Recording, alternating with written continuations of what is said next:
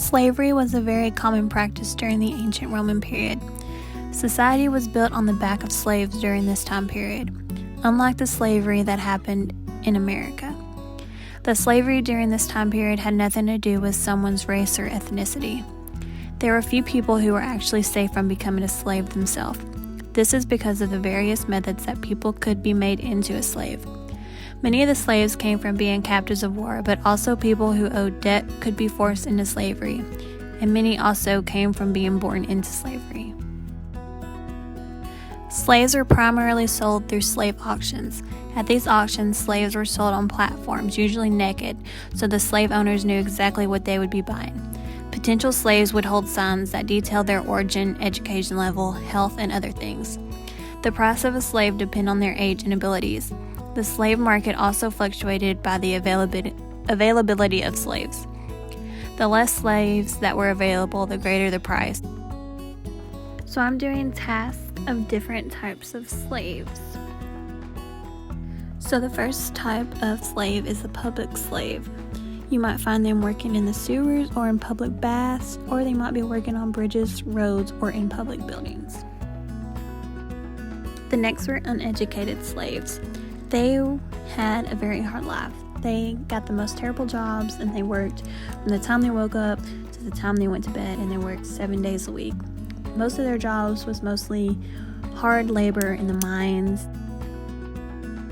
Farmhands were a most popular type of slave. They worked on the farms and in the fields. They could be trimming your bushes, trimming your grass, making hay, planting, and watering all the flowers and foods. City slaves worked in private households, attending to every need of their owners, like cooking, cleaning, washing, gardening, serving, everything. They also worked in factories which produced various products. Personal slaves were those who dressed and cleaned their owners. They also acted as hairdressers and barbers. Personal slaves were also expected to act as sex slaves. Educated slaves were very valued. They worked as tutors or teachers of their children, accountants, musicians, managers, artists, secretaries, and doctors, and even maybe as cooks. A day in their life was better than any other slave in the city. Thank you, Bailey. Now, what happens to a slave once they've earned their freedom, and how exactly does this happen?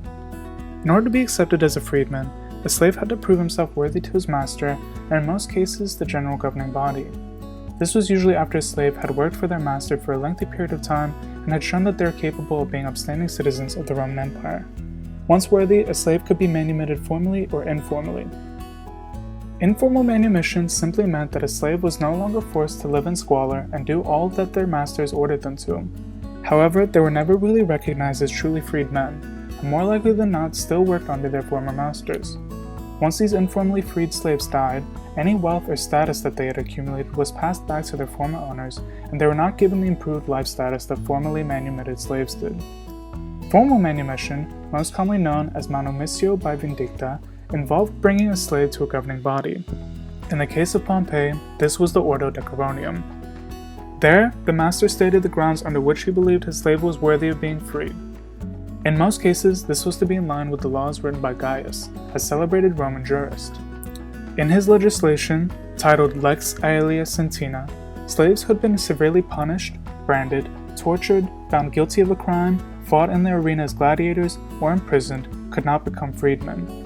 Instead, they were branded as peregrini dedicti. Also, as a part of this legislation, Gaius enforced the law that slaves had to be at least 30 years old to be manumitted, and slave owners who manumitted had to be at least 20 years old and not mentally ill.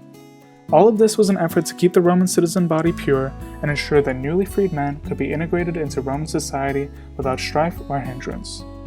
Once these laws were reviewed and the deeds of the freedman for his master deemed satisfactory, a magistrate laid a rod known as a festuca on his head, said the appropriate formal words, and declared him a freed man, or vindicavit in libertatem. Then, the master would say his farewells by saying Honc hominem liberem voglio and set him free.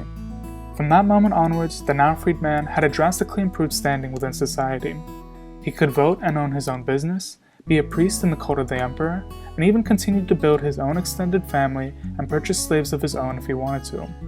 All that being said, however, freedmen were not the same as freeborn Roman citizens. They could not hold a formal political office and still owed allegiance to their former masters, often still working for them in some regard. As a result, freedmen were often marked with the macula servitutis, or the stain of slavery, of which they could never rid themselves. Now, we hope you've enjoyed this historical journey as we've gone through the life cycle of a slave, starting from becoming a slave at slave auctions, to the routines and responsibilities of slaves, and lastly, the process of freedom for a slave. Thank you for listening!